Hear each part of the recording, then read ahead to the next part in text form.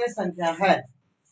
हम लोग इससे पहले परिमेय संख्या के बारे में पढ़े हैं और अपरिमेय संख्या के बारे में हो रहे हैं, यानी इसके बारे में जानना है। परिमेय संख्या उसे कहते हैं जिसे पी बाई क्यू के रूप में लिखा जा सकता है। बात समझे? आपको क्वेश्चन में दिया है कि √3 एक अपरिमेय संख्या है। अपरिमेय संख्या क्या होता है जिसे पी बाई क्यू के रूप में नहीं लिखा जा सकता है। ठीक है, चलिए हम लोग माना कि √3 एक परिमेय संख्या है। मान ली परिमेय संख्या लिखे हैं तो इसे हम लोग पी बाई क्यू के रूप में लिख सकते हैं। बात समझे? तो अगर हम लोग यहाँ पे लिखते हैं कि √3 बराबर a by B, P by Q भी लिखिए या a बाई बी के रूप में, बात बराबर है। बात समझ में? a बाई बी क्या है यहाँ पे लिखिए, जहां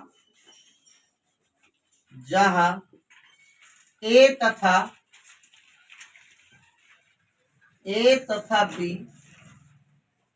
सह अभाज्य है। ठीक है, सह अभाज्य संख्या है। अब सह अभाज्य संख्या किसको बोलते हैं? हम लोग छोटे क्लास में पढ़ चुके हैं अभाज्य संख्या, भाज्य संख्या, सह अभाज्य संख्या, जिसको इंग्लिश में क्या बोलते हैं? को प्राइम नंबर बोलते हैं। इसको इंग्लिश में क्या बोलेंगे? को प्राइम नंबर। ठीक है, ये क्या होता है, यानी इन दोनों का अगर हम लोग मौसो निकालेंगे तो एक होना चाहिए, यानी वैसी संख्या है जिनका मौसो कितना होना चाहिए? एक होना चाहिए। जैसे अगर हम 8 और 9 ये दोनों का दोनों कौन संख्या है तो भाज्य संख्या। क्यों? क्योंकि इसका गुणनखंड करेंगे तो कितना होगा? 2 से ज्यादा होगा। देखिए 2 गुना 2 गुना 2 गुना 1, 2 दूनी 4, 4 दूनी 8, 2 दूनी 4, 4 दूनी 8 एकम 8। देखिए क्या का गुणनखंड? 4। तो आपको पता है कि भाज्य संख्या का जो जिसका गुणनखंड केवल और केवल 2 होता है, उससे अतिरिक्त नहीं होता है, उसे क्या कहते हैं? अभाज्य संख्या कहते हैं। और जिसकी गुणनखंड 2 से ज्यादा होता है उसे क्या कहेंगे? उसे भाज्य संख्या कहेंगे। इन दोनों संख्याओं का अगर हम मौसो निकालेंगे तो मेरा मौसो कितना आएगा? 1 आएगा या नहीं? अगर नहीं आएगा तो देख लीजिए मौसो, भाग वजह से 8 एकम 8 1, मौसम कितना है? 1 आया। यानी ये अभाज्य संख्या है। ऐसा अभाज्य संख्या कहलाती है जिसका मौसम कितना होगा? 1 होगा। और √3 बाय कुछ नहीं है, अगर हम क्रॉस मल्टीपल करेंगे इसको तो मेरा आएगा कितना? इसके साथ इसका गुना, इसके साथ इसका गुना। ओके, तो कितना होगा? √3b बराबर क्या? 1। ओके, अब इन दोनों को अगर लिखना पड़ेगा दोनों ओर क्या करने पर, अगर हम वर्ग करेंगे तो मेरा रूट हट जाएगा ना? हटेगा या नहीं हटेगा? बिल्कुल हटेगा। दोनों ओर वर्ग करने पर, चलिए दोनों ओर वर्ग कीजिए तो √3b का स्क्वायर बराबर क्या? a का स्क्वायर। अब बताइए इन दोनों को अगर वर्ग करेंगे तो आएगा कितना? √3 को √3 से गुना करेंगे तो कितना आएगा? 3 आएगा ना? तो 3b स्क्वायर बराबर क्या हो गया? a square. अगर b स्क्वायर को हम इधर रखते हैं तो a स्क्वायर ये कहाँ आ जाएगा? यहाँ आ जाएगा। आएगा या नहीं आएगा ना? अब भाषा में लिखना पड़ेगा। 3 हो गया। a स्क्वायर को क्या करता है? विभाजित करता है। ओके, क्या करता है? विभाजित करता है। बस समझ में आया? अब देखिए, अब a स्क्वायर के जगह हम कोई भी मान रखेंगे तो मेरा ये विभाजित करेगा या नहीं करेगा? बिल्कुल करेगा। भाग जाएगा या नहीं आएगा? इसलिए यहाँ पे लिखा गया 3, a स्क्वायर को विभाजित करता है। अब a स्क्वायर को अगर हम a गुना a करेंगे, a का वैल्यू अगर रख देंगे तो मेरा विभाजित कर जाएगा ना, भाग हो जाएगा। समझ में आया? इसलिए यह भाषा आपको थोड़ा सा लिखना पड़ेगा कि 3 ए स्क्वायर को क्या करता है? विभाजित। विभाजित तो मतलब क्या, भाग कर देना। ए कोई भी अगर मान रख देते हैं हम लोग एक का, तो वो क्या कर देगा? विभाजित कर देगा। अब इसको आप मान लेते हैं, मान के चलिए समीकरण 1 हो गया। अब दूसरा मानिए, दूसरा मानते हैं हम लोग कि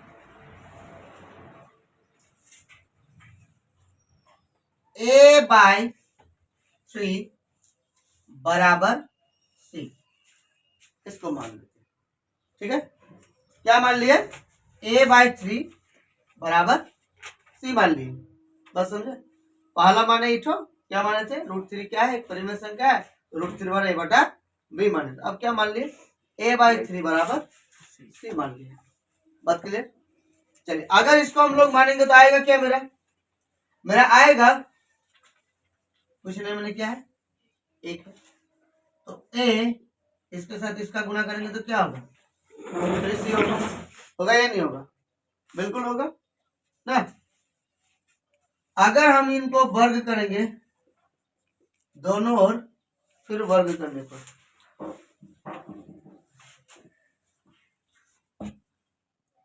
दोनों ओर क्या? वर्ग करने पर हो गया। अगर वर्ग करेंगे तो क्या आएगा? ए स्क्वायर आएगा, और यहाँ पे क्या आएगा? 3c स्क्वायर आएगा।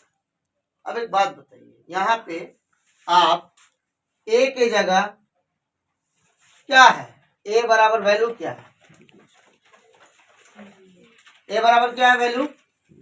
a बराबर वैल्यू है आपका 3b स्क्वायर। तो हम लोग a के जगह क्या लिख सकते हैं? 3b स्क्वायर लिख सकते हैं या नहीं लिख सकते? बिल्कुल लिख सकते हैं। ठीक है,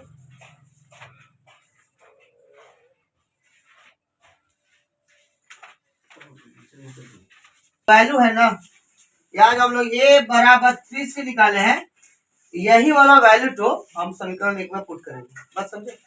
ये वाला लाइन तो आप नहीं लिखिएगा, यानी उसका मान तो वहां रख देंगे। तो लिखना पड़ेगा समीकरण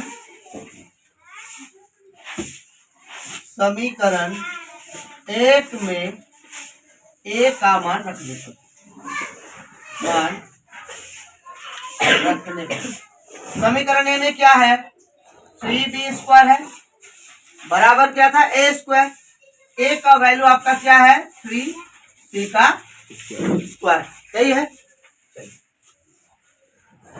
यहाँ पे तो 3b स्क्वायर, यहाँ कोई दिक्कत है नहीं। 3 का पहाड़ा करेंगे 2 बार कितना होगा? 9, और c का 6 आया।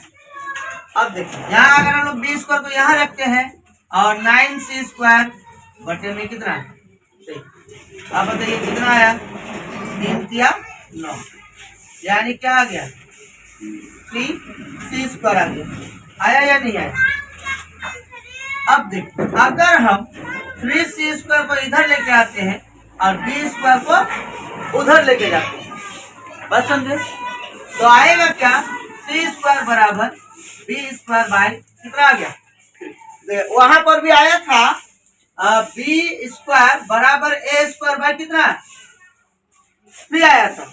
यहाँ पे हमने c को माना था, तो c स्क्वायर बराबर क्या आ गया? b स्क्वायर बाय 3 आएगा। तो यहाँ पर भी हम लोग लिख सकते हैं कि b 3 यानी 3 किसको विभाजित करता है? b स्क्वायर को विभाजित करता। समझ में आया? अब देखिए, वहां भी था विभाजित करता, यहाँ भी था विभाजित करता, यानी दोनों का दोनों क्या आ गया? जो भी संख्या हम यहाँ पे डालते हैं तो वो 3 से विभाजित हो जाती है। होता या नहीं होता? तो आप जो माने थे आप जो संख्या माने थे कि a और b क्या है? सह है, और a और b का मान यानी मौसम कितना आना चाहिए? 1 आना चाहिए। आना चाहिए था या नहीं आना चाहिए था? आना चाहिए था। लेकिन यहाँ पे हम लोग जो मौसम देख रहे हैं, यहाँ पे मौसम मेरा कितना आ रहा है? दोनों में 3 आ रहा है, उसमें भी 3 आया और इसमें भी 3 आया। इसका मतलब जो हम लोग माने थे कि a बाय b एक परिमेय सॉरी √3 एक क्या परिमेय संख्या है, ये गलत हो गया। हुआ या नहीं हुआ? इसीलिए यहाँ पे लिखना पड़ेगा विरोधाभास नियम के अनुसार विरोधाभास नियम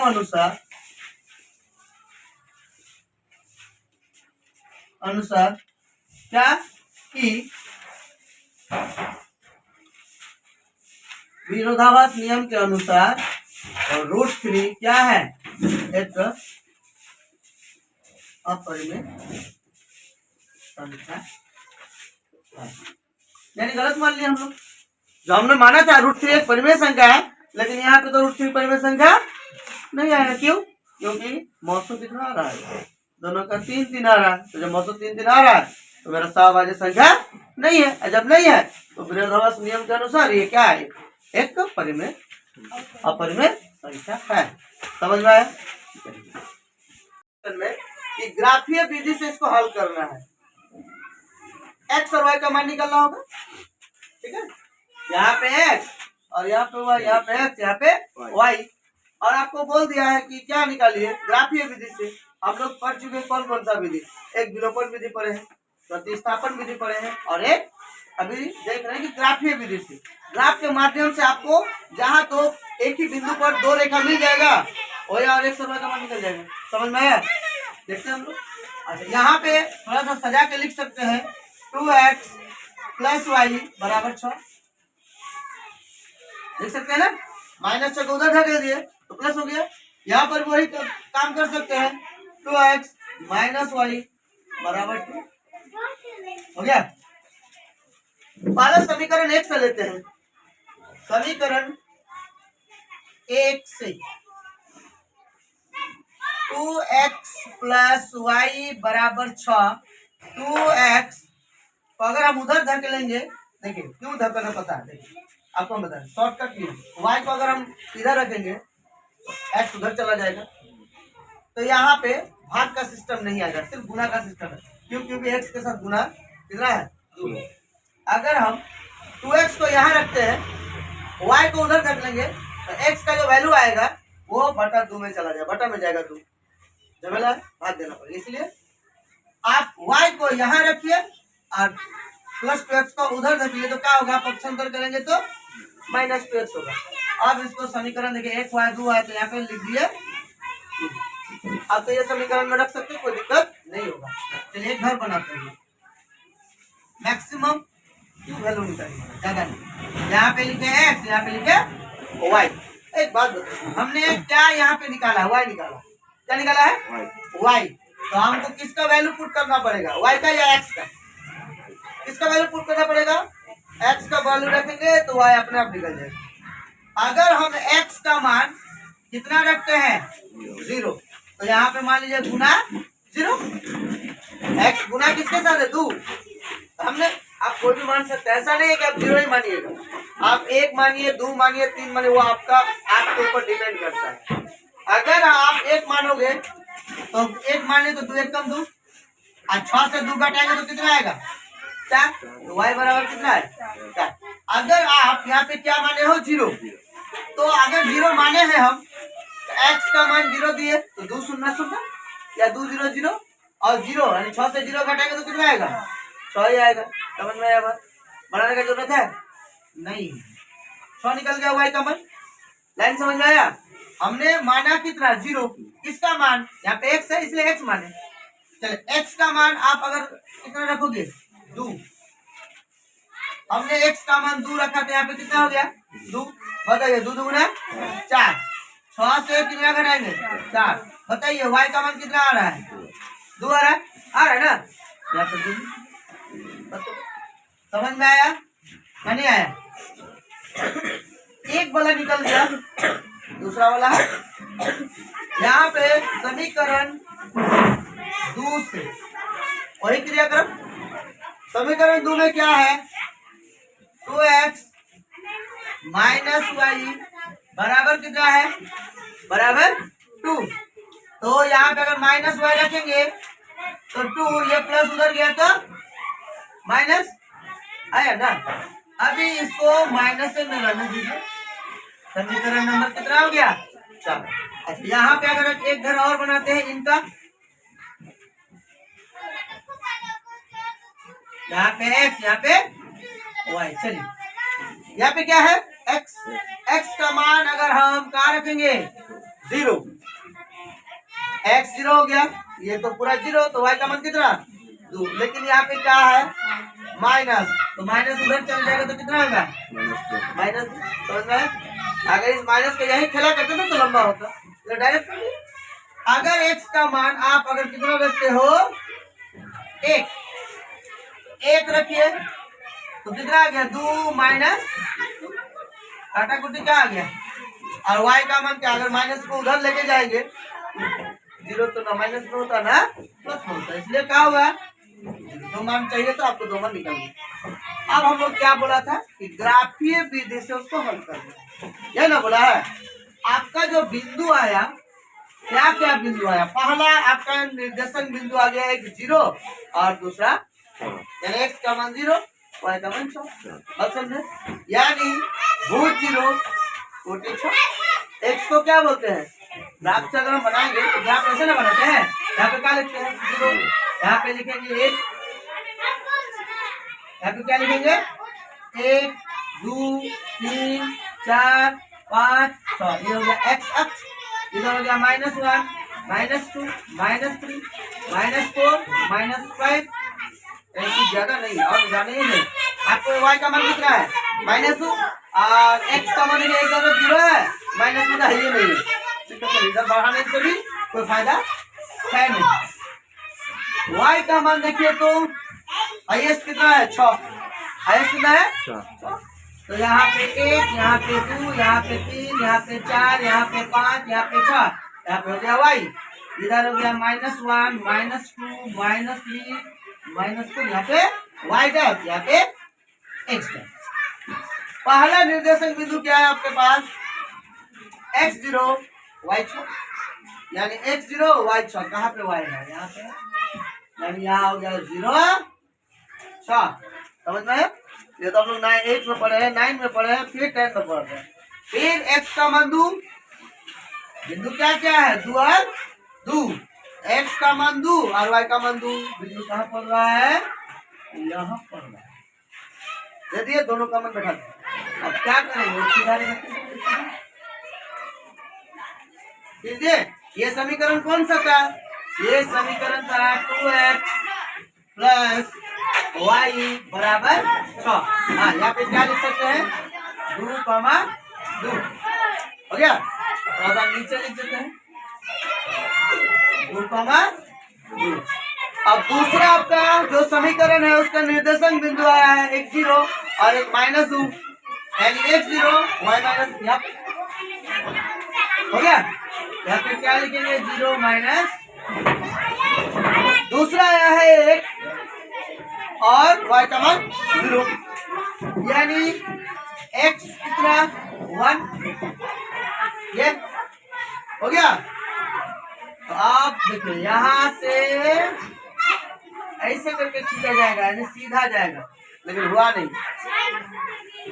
आपका ये रेखा इसी टाइप का, आप ग्राफ में बनाओगे तो सीधा होगा। जो बिंदु मिला कहाँ पे मिला, दोनों रेखा का बिंदु यहाँ पे मिला ना। अब यही हो गया आपका x और y का मान। देखिए तो इनके सामने कितना है 2, यानी x हो गया 2, इनके सामने कितना है 2, यानी y हो गया कितना 2। तो आपका आंसर कितना आया x का मान 2, y का मान 2, यही हो गया। समझ में आया? ये ग्राफीय विधि बहुत इजी है। अब ग्राफ में बनाओगे देखो सीधा सीधा होगा, अब बनाओगे देखो देखना यही मिल जाएगा x बराबर 2 और y बराबर 2। चलिए ये समीकरण कौन सा था, ये समीकरण था आपका 2x, ये वाला समीकरण था 2x माइनस वाई बराबर 2, यही समीकरण। चलिए वो क्या होगा समान होना चाहिए तब जाके वो एपी में होगा। यही पढ़े हैं आपको एपी में ए यानी पहला पद ए यानी कितना है 7, A1 या A बस बराबर, इसको क्या पढ़ेंगे पहला पद, A2 दूसरा पद, A3 तीसरा पद। यहाँ पे A दिया है आपका 7 और दूसरा में दिया है A13 बराबर कितना, तीसरा आपको दिया है और S13 बराबर 1। SN का फॉर्मूला पढ़े हैं हम लोग और D का फॉर्मूला ये भी पढ़े हैं, बस समझे। क्वेश्चन दिया है A बराबर यानी पहला पद दिया है A13 दिया है, D निकालना है, SN यानी S13 निकालना है। ये तो फॉर्मूला पता है n/2 bracket A plus n minus 1 into D, तो यानी D निकालना पड़ेगा ना। देखते हैं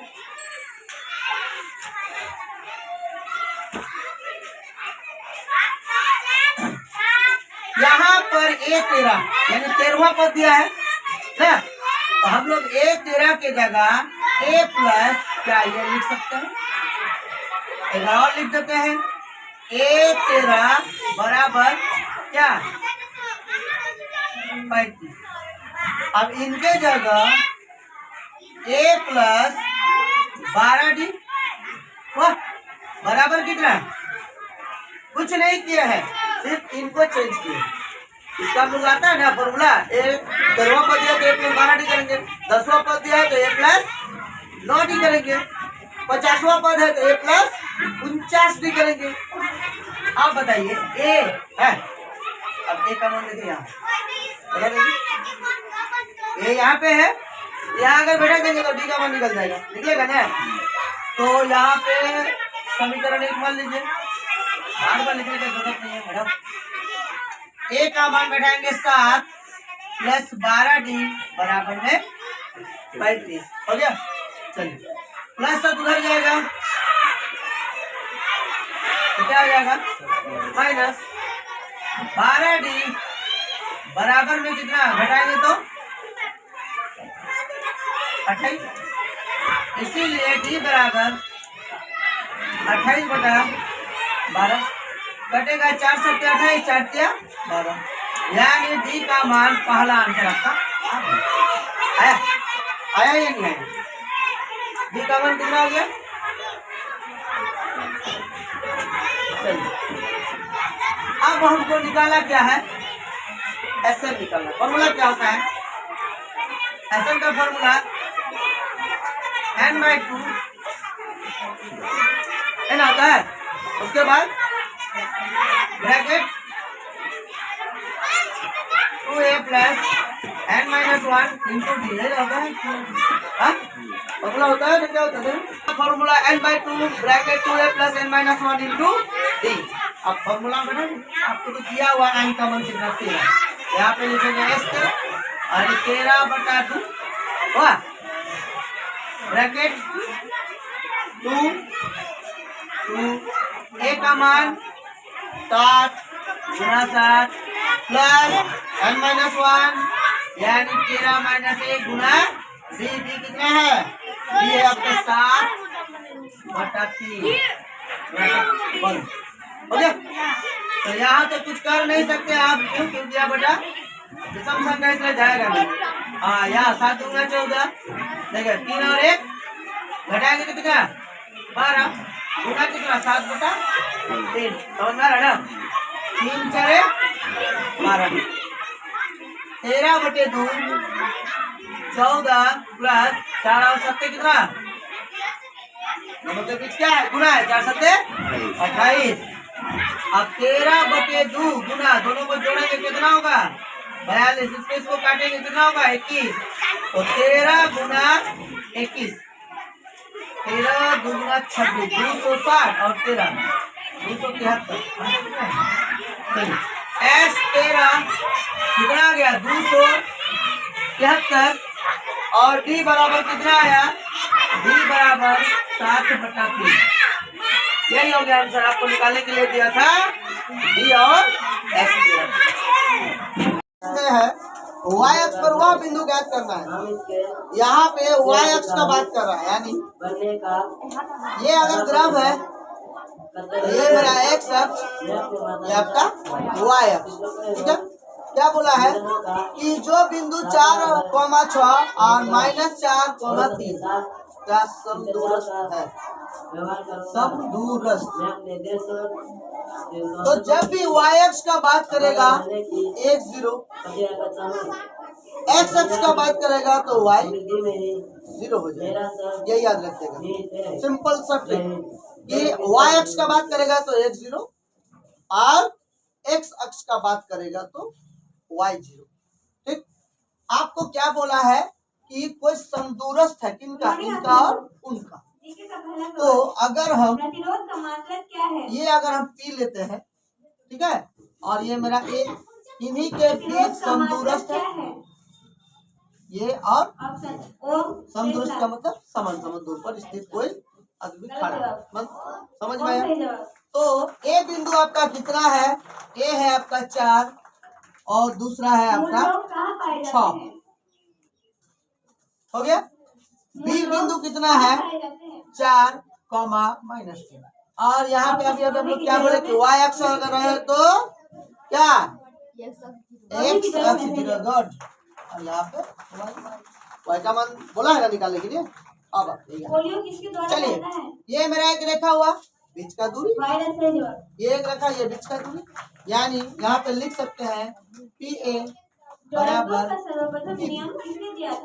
अगर हम ये वाला रेखा लेते हैं तो ये मेरा पी, ये मेरा ए, यहाँ पे बिंदु क्या 0 वाई, यहाँ पे बिंदु क्या 4 6, ये हो गया x1 y1 x2 y2, ठीक है। चलिए, इनका फॉर्मूला दूरी सूत्र में x2 माइनस x1 का स्क्वायर, y2 माइनस y1 का स्क्वायर, लेकिन किसमें होता है, रूट में होता है ना। चलिए, रूट में ही लिखते हैं, हो गया। x2 माइनस x1 इधर लिख देते हैं, x2 माइनस x1 का स्क्वायर, y2 माइनस y1 का स्क्वायर, ये फॉर्मूला होता है दूरी सूत्र का, बार बार लिखने की जरूरत नहीं है। आप बताइए x2 4 हो गया, माइनस x1 कितना 0 का स्क्वायर हो गया, प्लस y2 कितना y2 6, y1 कितना y का स्क्वायर हो गया, बराबर पीबी का भी वही सूत्र, यहाँ पे पी, यहाँ पे बी, यहाँ पे आपका 0 वाई, यहाँ पे बिंदु 4 -3, समझ में आया। फॉर्मूला वही x2 माइनस x1। बताइए x2 कितना x1 y1 x2 y2, x2 कितना 4 है, हो गया, माइनस क्या x1 कितना है x1 0 है, हो गया, प्लस y2 कितना है y2 -3 गुड, y1 कितना है, हो गया। देखिए, यहाँ भी रूट वर्ग करेंगे तो कट जाएगा, कटेगा या नहीं कटेगा। हम लोग यहाँ पे डायरेक्ट कर सकते हैं 4 माइनस 0 का स्क्वायर प्लस 6 माइनस y का स्क्वायर, यहाँ भी 4 माइनस 0 का स्क्वायर और यहाँ -3 माइनस y का स्क्वायर। वाह, समझ में आया। अब एक चीज देखिए, तो डायरेक्ट करेंगे तो ये और ये कट जाएगा, क्या देखिए, इनके 4 माइनस 0 का स्क्वायर, यहाँ भी 4 माइनस 0 का स्क्वायर, प्लस को इधर लाएंगे तो माइनस हो जाएगा, यार ये काट सकते हैं, तो डायरेक्ट काट सकते हैं। अब बताइए माइनस बी का होल स्क्वायर हो गया, A square minus 2ab plus B square, formula A square माने क्या 6 का स्क्वायर 2ab 2a और b प्लस बी स्क्वायर माने y का स्क्वायर, सेम फॉर्मूला यहाँ भी वही है। ए स्क्वायर माने क्या -3 का स्क्वायर 2ab 2a और b प्लस बी स्क्वायर माने y का स्क्वायर, हो गया। चलिए, 6 छके 36 2 छके 12y प्लस y स्क्वायर बराबर 3 किया 9 minus minus plus minus minus plus 2 किया 6y प्लस y। देखिए, यहाँ प्लस y स्क्वायर, यहाँ प्लस y स्क्वायर, प्लस तो इधर खींचेंगे तो माइनस, तो ये आगे बेटा, ठीक।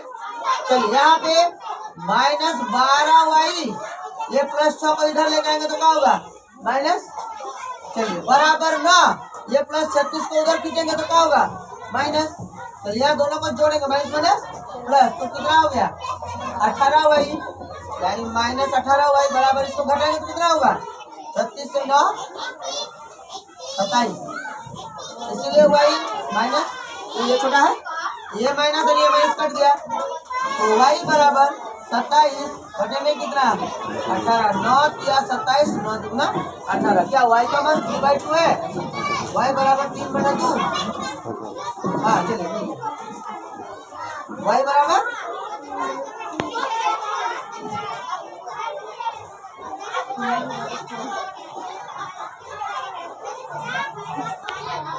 क्या आ गया, यहाँ पे 3/2 आया,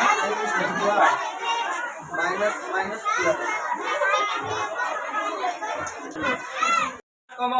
-3 को मिलानी वाली रेखाखंड यानी 2:3 में विभाजित करती है। इसका मतलब क्या हुआ कि कोई दो बिंदु है, यहाँ एक बिंदु ए है और दूसरा बिंदु बी है, इन दोनों बिंदु मिलकर एक रेखाखंड होता है, होने के बाद इस रेखाखंड को 2:3 में विभाजित करता है।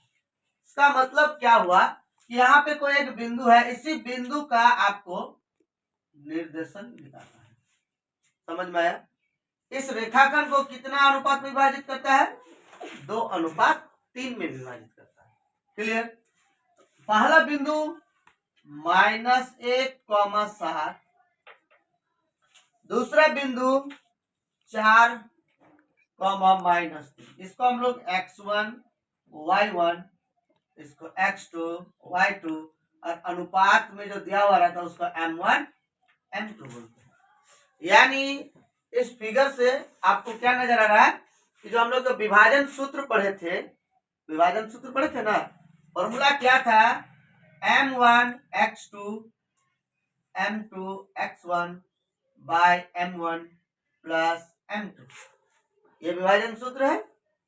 उसके साथ साथ ये x2 के साथ है तो x1 भी होगा, क्या बोलते हैं y भी होगा, m1 y2 m2 y1 by m1 plus m2, है ना फॉर्मूला है, चलिए करेक्ट है। अब फॉर्मूला बढ़ा देंगे, निर्देशन बिंदु P यानी x y विभाजन सूत्र में बैठाएंगे m1, यहाँ पे जो दिया हुआ है वो पहले लिख लेते हैं, जो दिया है फिर नहीं तो गड़बड़ हो जाएगा। आपका अनुपात दिया है m1 अनुपात m2, दिया है कितना 2:3, ठीक, यानी m1 का मान 2, m2 का मान 3, यहाँ तो पता चल रहा है x1 y1, ठीक है। निर्देशक बिंदु P x और y का वैल्यू हमको निकालना है ना, उस बिंदु का निर्देशन यही बिंदु बोल रहा बराबर m1 कितना है 2 है, गुना x2 कितना है आपका 4 है, प्लस m2 कितना है 3 है, और x1 है आपका 7, x1 है आपका -1, ओके, कितना -1 है, -1 बाय m1 m2 यानी 2 प्लस क्या 3, दूसरा है m1 यानी 2 गुना y2 कितना है आपके पास -3, हो गया, थोड़ा सा छोटा कर देते हैं, -1 x1 y1 यानी m2 हो गया आपका 3 गुना y1 कितना है आपका 7 बाय 2 प्लस, यहाँ पे कैलकुलेशन करेंगे 4 2 गुना 8 माइनस प्लस माइनस 3 के 3 बाय 5 3 और 2 5, कॉमा 2 तिया 6 प्लस 3 7 21, 3 और 2 5, चलिए घटाएंगे तो 5/5, कॉमा यहाँ घटाएंगे तो कितना होगा 15/5, 5 तिया 15, 5 1 5, यानी निर्देशन बिंदु कितना आया 1,3, यानी x का मान आ गया 1 और y का मान आ गया 3। समझ में आया? बहुत इजी था। बाहरी बिंदु से वृत्त पर खींची गई स्पर्श रेखा, ये आपका स्पर्श रेखा है, ये दोनों क्या है? स्पर्श रेखा है। हो गया? खींची गई जो स्पर्श रेखा की जो लंबाई है ये वाला और ये वाला आपको बराबर दिखाना पड़ेगा। ये आपका प्रमेय 10.2 का जो वृत्त चैप्टर है वो 10.2 का प्रमेय है। बस समझे? दिया है एक वृत्त है, पहला वृत्त, ठीक है? क्या दिया है? आपका एक वृत्त दिया है, यानी वृत्त का लोग क्या माने हैं? ओ माने हैं, और एक त्रिज्या है, ये एक त्रिज्या है, ठीक है? दूसरा स्पर्श रेखा की लंबाई यानी PA तथा PA तथा PB स्पर्श और रेखा है। सिद्ध करना है कि PA बराबर PB। हम लोग जानते हैं कि किसी भी त्रिभुज को सर्वंसम दिखाने के लिए अगर हम तीन चीज बराबर कर देंगे तो दोनों आपस में बराबर हो जाएगा। ये हम लोग पढ़ चुके हैं, पढ़े या नहीं पढ़े? पढ़े ना? एक त्रिभुज देखिए OAP, यहाँ पे कितना डिग्री का कोण बनाता है ये सबको पता है, 90 डिग्री का कोण बनाता है। यहाँ पे कितना डिग्री का कोण बनाता है? 90 डिग्री का कोण बनाता है। यानी इस त्रिभुज का बात करेंगे तो ये 90 डिग्री, और इस त्रिभुज का बात करेंगे तो आपका ये भी 90 डिग्री। बस समझे? यानी दो एक चीज आपको पहला ही मिल गया। दूसरा, ये जो त्रिभुज बना है OAP बना है ना, इसका जो ये वाला भुजा क्या है? OP है या नहीं? थोड़ा सा इंगित कर लीजिए। उसके बाद ये वाला जो त्रिभुज बना है OBP, इसमें भी क्या है? OP है। इसका मतलब क्या हुआ कि OP जो है आपका क्या है? उभयनिष्ठ भुजा है या नहीं है? यानी कॉमन भुजा है, कॉमन साइड है। दो चीज मिल गया, एक A मिला, दूसरा S मिला। A यानी एंगल, कोण 90 डिग्री, और ये क्या है? भुजा यानी S। भुजा को इंग्लिश में क्या बोलते हैं? साइड बोलते हैं। बस समझे? दो चीज मिल गया। तीसरा चीज हम आप लाएंगे क्या? तीसरा चीज देखिए, यहां से यहां तक जो है इसको क्या बोलते हैं? त्रिज्या बोलते हैं। केंद्र बिंदु से परिधि तक छूने वाली रेखा को क्या बोलेंगे? त्रिज्या। ये त्रिज्या अगर 5 सेंटीमीटर है तो यह त्रिज्या कितना सेंटीमीटर का है? 5 सेंटीमीटर। क्यों? यहाँ से यहाँ तक जितना होगा, यहाँ से यहाँ तक वृत्त ऐसा थोड़ा है, गोल है या नहीं है? तो आपको तीन चीज तो मिल गया। अब तीन चीज मिल गया तो दोनों बराबर हो गया, सर्वसम हो गया ना, तो बराबर हो गया। चलिए लिखते हैं प्रमाण। सिर्फ तीन चीज दिखाना है। त्रिभुज OAP तथा त्रिभुज OBP में OBP हो गया। दो त्रिभुज लिए हैं, एक त्रिभुज OAP, दूसरा त्रिभुज OBP। इस त्रिभुज में पहला क्या है? ये वाला भुजा आपका क्या उभयनिष्ठ दिख रहा है या नहीं दिख रहा है? पहला तो हम लोग लिख सकते हैं OP बराबर OB, सॉरी हाँ, OP बराबर OP, ये तो उभयनिष्ठ है, उभयनिष्ठ भुजा हो गया। यानी आपको ये क्या मिला? S मिला या नहीं मिला? उसके बाद OAP, कौन? OAP बराबर OBP, कौन? OBP। यानी ये वाला कोण और ये वाला कोण कितना डिग्री का है? आपका प्रत्येक कोण 90 डिग्री। लिख देंगे प्रत्येक कोण कितना है? यानी यहां से मिल गया 1। हो गया। दूसरा क्या देख रहे हैं? OA और OB। ये अगर एक अभी बात किया जाए तो ये त्रिभुज है, और त्रिभुज का ये क्या? भुजा है। लेकिन यहाँ पे अगर देख रहे तो मेरा क्या है? त्रिज्या है। केंद्र बिंदु से परिधि तक छू रहा है तो क्या है? ये त्रिज्या है या नहीं है?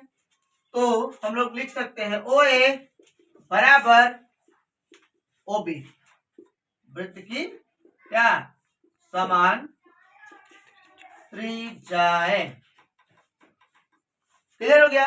यहां से क्या मिला? एस। अब लिख सकते हैं एस ए एस नियम अनुसार क्या एस ए एस, या आप इसको देखिए ये क्या है आपका 90 डिग्री है, और 90 डिग्री के सामने वाला भुजा को क्या बोलते हैं? कर्ण भुजा बोलते हैं। RHS रूल्स भी लगा सकते हैं, यानी RHS यानी राइट एंगल हाइपोटेन्यूस और साइड ना, यानी 90 डिग्री तो आया है ना, प्रत्येक को 90 डिग्री दिया है। तो यहाँ पे रूल्स लगा हुए, आप ये SAS रूल्स लगा सकते हैं, RHS रूल्स भी लगा सकते हैं, दोनों मिलेगा। ठीक है, तो RHS नियम अनुसार हो गया।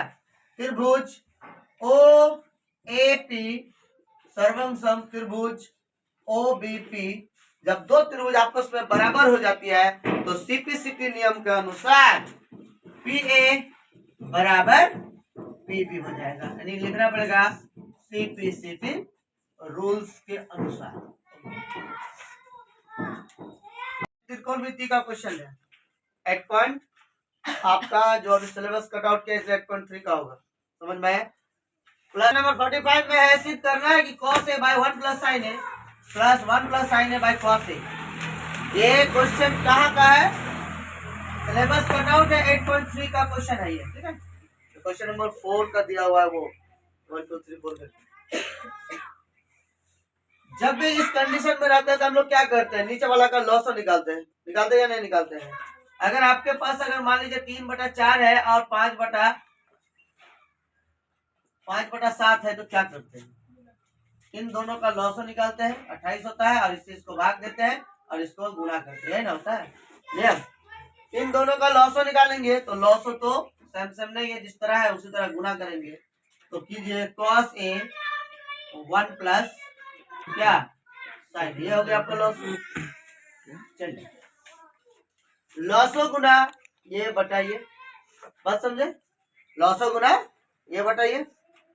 आपके पास देखिए 1 प्लस साइन है या 1 प्लस साइन है, कट जाएगा तो बचेगा क्या? कॉस है, और कॉस से गुना करेंगे तो कॉस स्क्वायर ए। लाइन समझ में आया? नहीं आया तो देख लीजिए। आपका लॉसो कितना आया है? लॉसो आया है कॉस ए 1 प्लस साइन ए, यही लॉस आया है, गुना अंश में कितना है? कॉस ए, बटा में क्या है? 1 प्लस साइन। हो गया, देखो 1 प्लस साइन है 1 प्लस साइन है, कटा तो कॉस और कॉस मिलकर क्या होगा? Cos square. समझ में आया बात? अब ये समझ में आ गया तो ये भी समझ में आ गया होगा। ये कॉस और ये कॉस कट गया, 1 प्लस साइन है और 1 प्लस साइन है, तो क्या हो जाएगा? समझ में आया बात? अब बताइए ये वाला हिस्सा जो है ये ए प्लस बी का होल स्क्वायर आ रहा है या नहीं आ रहा? आ रहा है फॉर्मूला ना।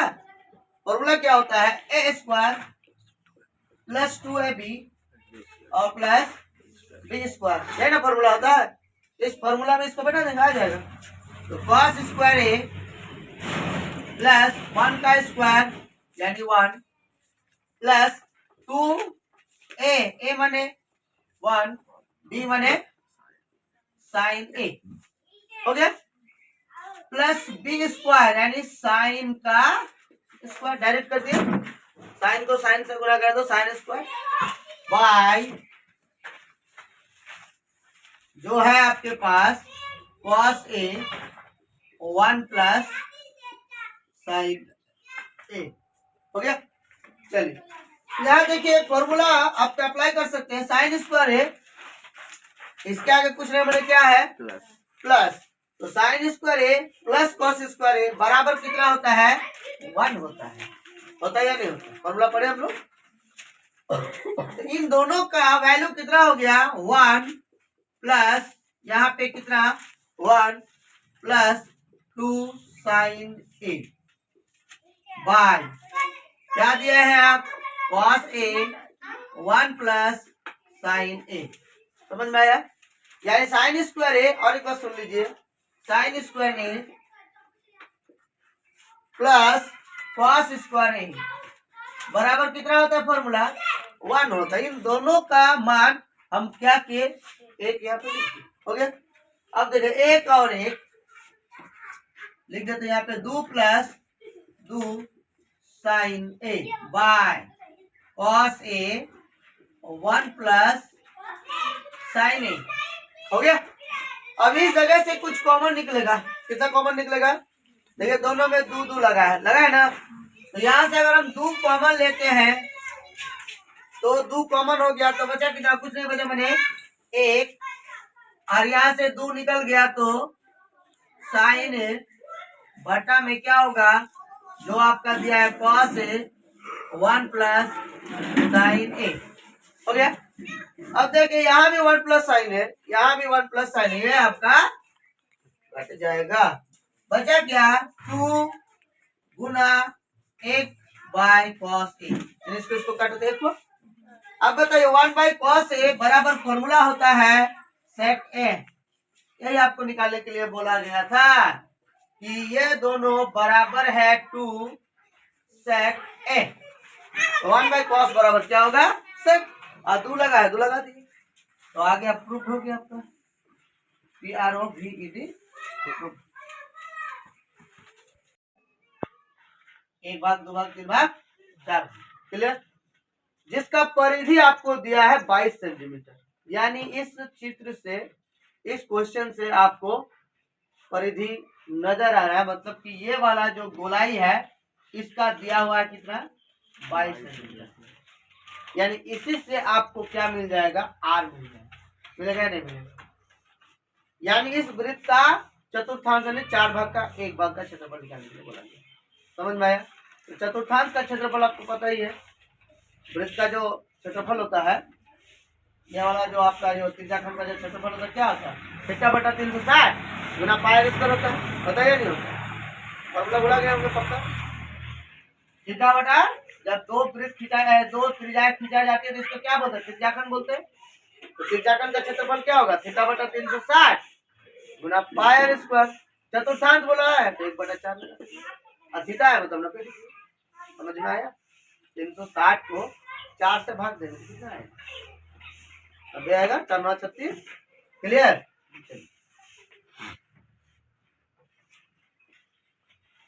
तो यहाँ आपको क्या दिया है इस क्वेश्चन में? वृत्त का परिधि दिया हुआ है, यानी परिधि कितना है आपका? 22 सेंटीमीटर है ना, दिया है। चलिए, वृत्त का परिधि फॉर्मूला होता है 2 पाई आर। बैठा दिया परिधि की जगह 2 पाई आर, यानी यहाँ से पार मिल जाएगा। मिलेगा या नहीं मिलेगा? बराबर कितना? 22। हो गया।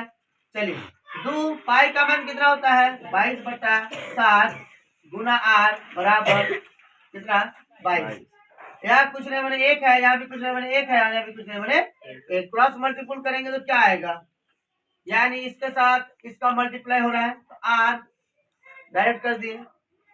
7 गुना 22, यानी इनके साथ ये मिला हुआ 22 बटे में क्या? 22 गुना 2।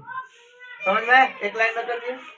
ये 22 और ये 22 कट गया, तो आर बराबर कितना है आपका मान? 7/2। यानी इस वृत्त का जो त्रिज्या है वो 7/2 यानी 3.5 सेंटीमीटर। 7 का आधा 3.5। क्लियर? अब आपको बोला है वृत्त का चतुर्थांश। वृत्त का चतुर्थांश का क्षेत्रफल। चतुर्थांश यानी इस वृत्त का पूरा मान कितना है? 360। चतुर्थांश यानी 4 भाग, 4×9=36। यानी थीटा का मान कितना आ गया? यहाँ पे लिखते हैं थीटा बराबर 90 डिग्री। हो गया? समझ में आया? क्या लिखेंगे? थीटा बटा 360 गुना में क्या? पाई आर स्क्वायर। क्लियर? चलिए थीटा का मान कितना निकाले आप? थीटा का मान 90 निकाले हैं। 90 गुना पाई का मान 22/7, 8 का मान 7/2 यानी 2 बार लिखेंगे। और यहाँ पे समझ में आया? ये 0 और ये 0 कट गया, 9 4 36, 2 11 22, ये 7 और ये 7 कट गया। अब तो कुछ कटेगा नहीं, कटेगा नहीं, कटेगा। चलिए 11 7 77 और तो 4 दूगुना 8 सेंटीमीटर, यानी इस वृत्त का जो चतुर्थांश का जो क्षेत्रफल है इस भाग का कितना आएगा? 77/8 आएगा। द्विघात समीकरण दिया है कि द्विघात समीकरण 3x² - 5x + 2 बराबर में है 0 का। पहला बोला है गुणोत्तर ज्ञात करना है, डी ज्ञात करना है। दूसरा बोला है मूल की प्रकृति बताना है, मूल का प्रकृति क्या है। अगर d इज ग्रेटर देन 0, अगर d बड़ा हो जाता है 0 से, या d इज लेस देन 0, या d बराबर 0। यही आपका नियम पढ़े गुणोत्तर के लिए, पढ़े है ना, पता बोला गया हमने। फॉर्मूला क्या होता है? d बराबर b² - 4ac, ये फॉर्मूला होता है ना।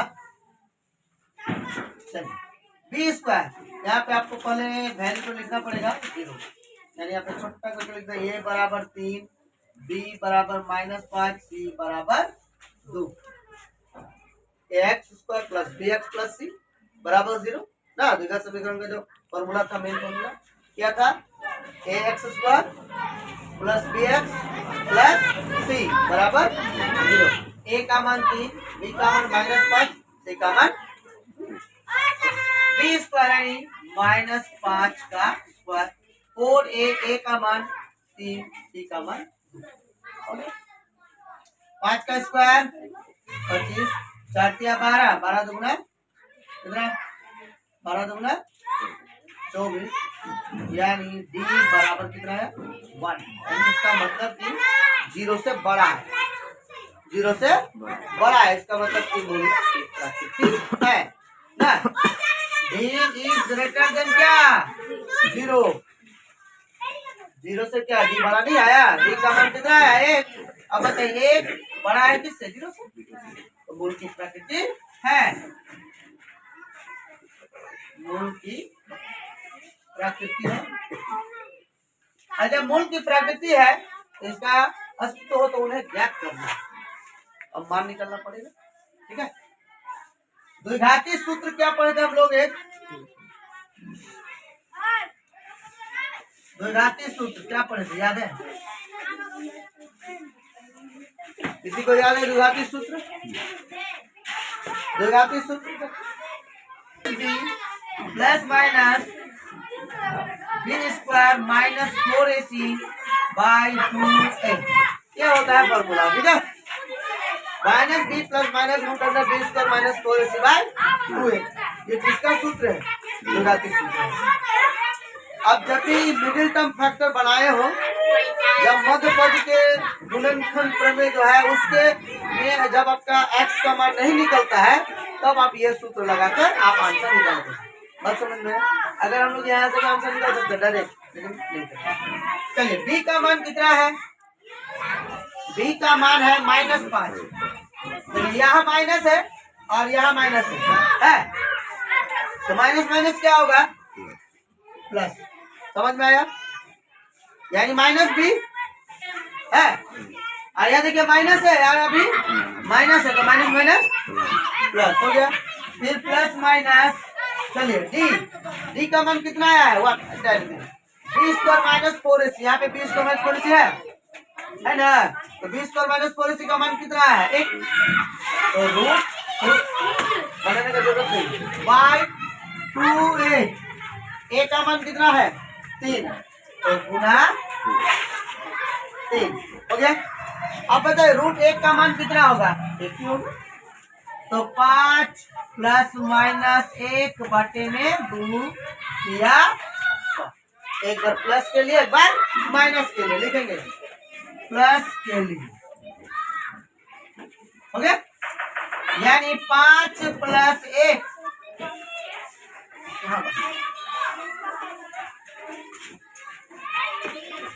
क्या करेंगे? प्लस के लिए ना, प्लस के लिए 5 प्लस 1 बटे में 6। 5 और 1 को जोड़ेंगे तो कितना होगा? 6 बटा 6 यानी 6 के 6। पहला आंसर आ गया 1। हो गया।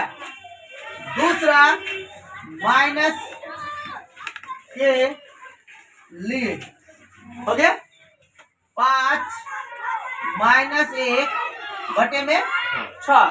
5 से 1 घटाएंगे तो कितना? 4 4 बटा 6। 2 दूना 4, 2 तिया 6 यानी 2 बटा 3।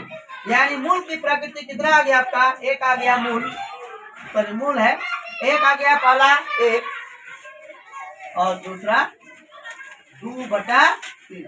यही आ गया आपका मूल। समझ में? कितना इजी है।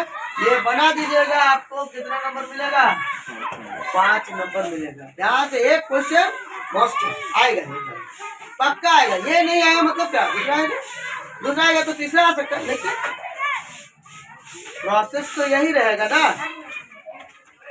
3 चीज देख लीजिएगा कि मूल के लिए क्या क्या आपको नियम पढ़ाया गया। d is greater than 0, d is less than 0, d बराबर 1 ये पढ़ाया गया, देख लीजिएगा। एक भी क्वेश्चन दूसरा फॉर्मूला ये बढ़ा देगा। खाने के बाद एक पेड़ टूट जाता है। ये आपका अगर पेड़ है, ध्यान से सुनिएगा, ये आपका पेड़ है, आंधी आया और ये पेड़ जो है ये टूट गया और टूटने के बाद ये पेड़ जो है वो जमीन को छू रहा है। बस समझे? इसका मतलब क्या? ये पूरा स्ट्रीट अभी कोई पेड़ खड़ा है, उसके बाद पेड़ का शिखर यानी जमीन को छूने लगता है और इसके साथ वो 30 डिग्री का कोण बना रहा है। कितना डिग्री का कोण बना रहा है? 30 डिग्री का कोण बना रहा है। पेड़ के पाद बिंदु की दूरी जहाँ पर पेड़ का शिखर यानी जमीन को छूता है वो 8 मीटर। पाद बिंदु जहाँ से छुआ वहां से यहाँ तक पाद बिंदु जो पेड़ आपका खड़ा है यानी ये आपका क्या पाद बिंदु, ये आपका शिखर था, शिखर टूटा यानी ये टूट गया। टूटने के बाद क्या क्या हुआ? जमीन को छू रहा है। यानी कहने का मतलब क्या हुआ? यहाँ और ये जो छुआ यानी वहां का ऊंचाई, दोनों का ऊंचाई। बाद में क्या बोला है कि पेड़ की ऊंचाई ज्ञात करना, यानी इस पेड़ का पूरा ऊंचाई ज्ञात करना। ये कोई आपका पेड़ था, पाद बिंदु से यानी शिखर को जब टूट गया ये वाला भाग, टूटने के बाद ये यहाँ छू रहा है। किसको छू रहा है? जमीन को छू रहा है। और यहाँ से पाद बिंदु तक कितना मीटर है? 8 मीटर। कितना मीटर है? 8 मीटर है। अब बोला गया क्या कि ये जो पेड़ था ना, इस पेड़ का ऊंचाई ज्ञात करना है। बस ये हो गया, ये हो गया, फिर हो गया यहाँ पर कितना डिग्री पेड़ जो खड़ा है वो कितना डिग्री पर खड़ा है? लेकिन जब ये शिखर को छुआ तो कितना डिग्री का कोण बनाया? यानी पेड़ का ऊंचाई ज्ञात करना है ये वाला। और बस समझ में आया? तो नहीं आया? चलिए आते हैं आप। माना कि पेड़ की ऊंचाई डायरेक्ट लिख दो। पेड़ की क्या ऊंचाई हो गया? पेड़ का ऊंचाई क्या हो रहा है? AB और ये जो छुआ है क्या AB प्लस हो गया। चलिए ये टूटा हुआ भाग है और ये खड़ा हुआ भाग है। ये पेड़ का जो तना है ये खड़ा भाग है और यहाँ से यहाँ टूट गया तो ये टूटा हुआ भाग हुआ ना। बस समझे? तो पेड़ का खड़ा भाग और पेड़ का टूटा हुआ भाग हमको निकालना है। क्लियर? चलिए आते हैं। अगर हम लोग त्रिभुज देखिए, ये थीटा है, थीटा के सामने वाला क्या हो जाएगा? पढ़े तो नहीं पढ़े? ये भी भूल गए। थीटा के सामने वाला क्या कहलाती है? कर्व कहलाती है या लंब कहलाती है या आधार कहलाती है? क्या कहलाती है? थीटा के सामने वाला लंब कहलाती है, जो भी आप थीटा ले रहे हैं।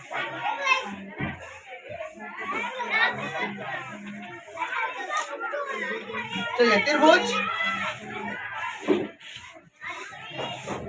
त्रिभुज ए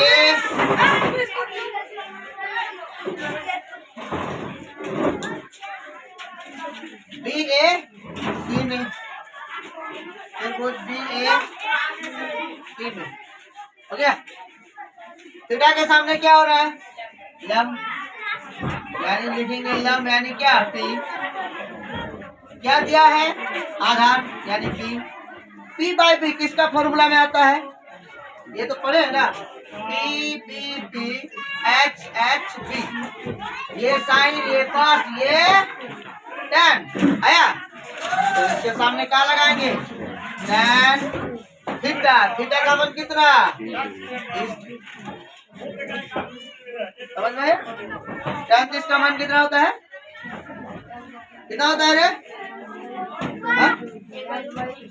1/√3 हो गया। चलिए P कौन सा भुजा है? आपका AB। AC कौन सा भुजा? आधार कौन सा भुजा है? AC है। AC का मान कितना है? 8। प्लस मल्टीपल हो गया। कितना हो गया? AB गुना में √3 बराबर 8 हो गया। इसीलिए AB बराबर 8 बटा आ गया। AB का मान 8/√3 आ गया। चलिए अगर हम लोग ये वाला भुजा निकाल रहे हैं, यानी ये तो निकल गया, ये भी निकल गया, ये निकल है ना। फिर